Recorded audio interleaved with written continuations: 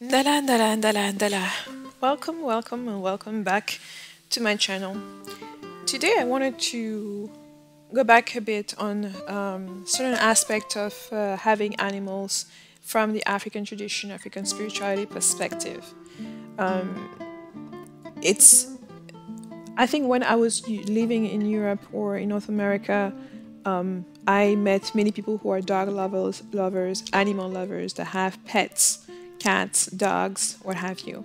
Um, Now, this is very, most African will tell you that maybe the new generation, but most African do not grow up with pets. At least the African that I've seen in my experience, people have spoken to that I went to college with, etc. Our generation, unless you were, somebody that your dad had a dog at home, most of the time, even when I will go to Cameroon or go back home, the dog is there for security purpose. You won't rarely see a man playing with a dog and things like that. I don't say that it doesn't occur, but it wasn't something that's as frequent as you will see in Europe, in the dog loving community, where you grow up with a dog and the dog becomes your best friend, if you like, and you playful with the dog, you playful with the animal, and you build a true relationship of affection.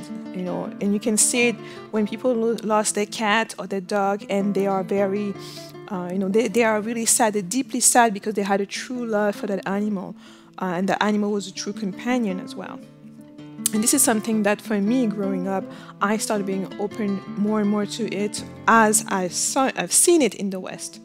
And going back home was always a little bit of not disconnection, because for a lot of African, there still is a notion of love that is just different. So, and I think I can do the analogy between how traditionally, in African tradition, how you express love versus the West, where, in the West you hold hands, you kiss in public, those kind of things. While in the African tradition, for the most part, you are a lot more reserved when it comes to public places. You may kiss in a private space with you and your partner and your husband, but you don't necessarily hold hands or don't necessarily kiss in public. I know this is something that's being done more and more, but traditionally it wasn't done. Now, that does not mean that you didn't love your partner, you didn't appreciate them, you didn't admire them, and sometimes you can see it in the look at the person's face, how the person is looking at the spouse, what they're doing for them. So the love is translated in the actions that this person is taking. Waking up, going to work, making sure that the kids are being taken care of, making sure everybody has food, full cooked with love, I will say. So it's just a different way of showing love. Love is still present, it's just not shown in the same manner. And to me, this is kind of how I saw it when I would go back home and I will see, people who have animals at home that are caring for those animals, whether it is food animals, or when I go back and I see, people who have pets. Of course, when you have pets, a lot of people who have pets in the West, most of the time during the day, you're not there, you're at work. So your pet is by themselves, and you spend time with them when you get back from work and during your weekend on your free time. But in what I've seen in Africa is that most people who are close to the animal, like the shepherd, for example, he spends the whole day with animals. He reads to them, he naps next to them, he speaks to them, even though he knows, next week one of them will go to become, beefsteak or whatever else, to become food. The engagement that they have with them. And I cannot speak so much for the modern aspect of it, because this is what I remember from growing up. I remember when there was a market next to where we live, where we called the market for beef, for cattle, the cattle market, and you could see people coming there with their herd when it was time to sell some of them, etc. And some of those shepherds will have names for each of the member of the herd. And you could hear them calling them, and each of the cattle coming towards him.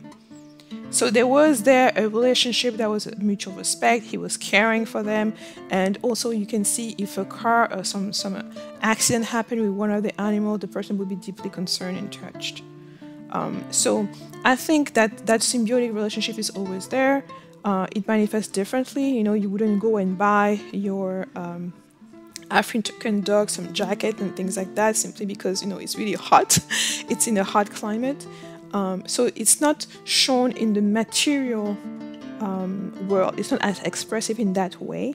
But if you ask this person, oh, you know, how is your dog doing, or how is this animal doing, they'll be able to tell you, you know, from when they came from their mothers and stuff like that. They will give you the whole history and the whole stories about them, what they like, what they don't like. You be careful about doing this and that. So you can tell that the person is knowledgeable about the animal that he's caring for. But at the same time, he knows that ultimately this animal is going to become food. Most of the time it's going to become food. And I'm kind of glad also in some ways that there is this exchange, because as I've mentioned in the relationship context, you know, holding hands, kissing, it's like being a little bit more expressive with your love in that terms is nothing that's bad. It's actually welcome, especially when you do it in private, because depending on what society, there's still society that actually are more reserved and modest, because, you know, I think there needs to be a middle ground between being reserved, completely reserved, and keeping that for your private space, and then being, I don't know, on the train, kissing and feeling on each other. So there has to be some type of middle ground in between. And I think it's a bit of the same with the animals. For people who have pets, so that if they're not as expressive by buying things for the animals, you know, all of the gadgets that you can find, the toys even that you can find in the Western world for your pets, it doesn't diminish the fact that if you don't have all of those things for your pet in Africa or in the South, that the relationship is diminished or not. Now that I've said this, I wanted to specifically touch upon one of the phenomena on the spiritual aspect when you keep animal within your home or your compound, because a lot of people will have animals, even if it's not to eat them, even if it's just to have them around, because spiritually it becomes a covering. And I'm gonna get to that because there is this aspect where if somebody is trying to harm you spiritually, sometimes instead of that curse or that workings, whatever they're trying to do, come and harm you, it will go towards one of your pets. And it's seen that if the larger the pet is and the more able the pet is to absorb physically whatever damage was supposed to come to you. So it could be a disease, it could be even death, it could be, you know, madness, it could be, you know, some certain thing. And it's not such a crazy phenomenon that, you know, you will wake up one day and you see that, you know, one of your chicken is dead. But there's no, you know, it wasn't attacked by any other animals. If you take to an autopsy to the veterinarian is not going to see any parasites, anything wrong with it. But spiritually, we will know that you can get divination and they can tell you this is coming from that source or whatever, and absorbed by the animal. And it could be, I know I gave the example of a chicken, but it could be a cow, it could be anything like that. Now, this is something that's well known. I don't know, it depends on some ethnic groups may have this wide in the open. That they talk about it. They suggest even that you have an animal in your home, even if you have chicken, even if you can just feed them your leftovers, even if they don't lay any eggs, you don't have them for the eggs actually. You just have them to have a presence there. And even sometimes here when you walk around, you see that there are chickens that are walking around. They don't need to be in a pen, or they don't need to be. You don't need to have a border or an enclosure, because those animals know where their owner is, where their home is, and so they walk in the neighborhood during the day, and then when the nighttime comes in, they go back home.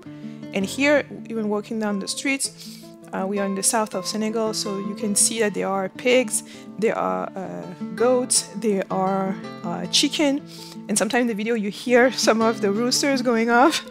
But essentially they are outside and they're just, living life, playing outside, going outside in the neighborhood, and then when it's time to sleep, they know where they need to go back home.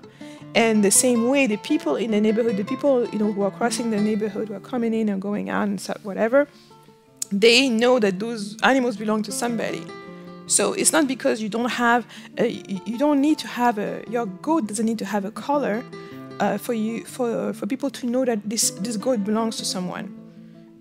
Because what you know, if you get somewhere, this is not your goat. So that means this goat belongs to somebody else. And most of the time, as I mentioned to you, if the goat is scared, she's going to run back home. So if you follow her, you'll see that she's going back to her home. Sometimes the goats usually don't really hang out by themselves. They're usually in little groups, 2 or 3 or more. Same for cattle. So if you see one, the others are not too far and they belong to someone. Nobody is having at this day and age, unless you're in the part of the forest or something, at this day and age, there's no domestic animal that's just running around by themselves. They don't have an owner, quote unquote. So it's not an issue. Everyone knows, you know, you see a bunch of chicken running around, you're not chasing them talking about you're going to make your own dinner. Same for turkeys. You have a bunch of them here. Here we live in the city, in a different part of the city, but all of those animals are outside and they are roaming around free. So contrary to the US or even to Canada, where you have, you know, the chicken in your backyard and you have to lock them up because you may be scared that they will run away, that they will get, you know, become roadkill, or that somebody will steal them and things like that. Here, people do not lock them away. They know that, okay, nighttime comes, they don't come back in. They come back home. And so there is a relationship. So that this animal knows, you know, I can go with my children or my family. We can roam around, we can explore. But when it comes down to it, we know where to go and sleep. We know who cares for us. We know where we live. So there is a relationship that is as genuine as you have, you know, somebody who has a cat or a dog lover. And the difference, like I said, instead of like having that animal closed up in an apartment or a house where you're not there, or left alone in the backyard by themselves all day until you get back from work, here the animals are actually in groups. They can go interact with other animals that are in the neighborhood. They can go hang around. They can look for food. They can look at the sky. They can be outside. They basically it's like having I say almost like having kids who are going to play outside during the day, and then they come back home before nighttime, so you get to see them, stuff like that. They eat and then they go to sleep. So I noticed that there's a little bit of a leeway for those animals because here they can roam outside. And even in Cameroon, there were, you know, chickens. I saw a lot of chickens, not necessarily goats, but chickens that will go. A chicken with the little chicks behind her that will be walking in the neighborhood, and people are not trying to steal them or attack them because they know they're going somewhere. They're going back to where they belong. And it could be ducks also. One of the neighbors had ducks, so the ducks will go through your properties to go wherever they're going and then go back home. Now, one of the reasons is that how come an animal can spiritually cover you? So I think it stems from 2 things. The first portion of it is that because this animal knows you have a certain relationship with this animal. Okay, you're feeding the animal, you know, being aggressive toward the animal is there with you. And so the animal also starts having a positive association with you because of the care that you provide. So it's kind of like a symbiotic. It's just like when you have a dog and you take care for the dog and somebody trying to attack you, the reflex of your dog is going to be to attack that person, to come to your aid, basically. So spiritually, it's kind of the same thing. The animal is going to be like somebody is trying to attack you spiritually, and it's like your animal coming in between that person and you. Now, I mentioned before that the bigger the animal, the more that animal can absorb in the physical body. So it's, for example, you can have something that's been sent to you or done against you, and then the next day we see that your cow is not feeling well. Okay, you get the cow to the vet doesn't see what's wrong. There's nothing, all the tests are coming back right, and so usually the next step after that, if the vet doesn't see anything, the next step after that is to go to the divination to find out.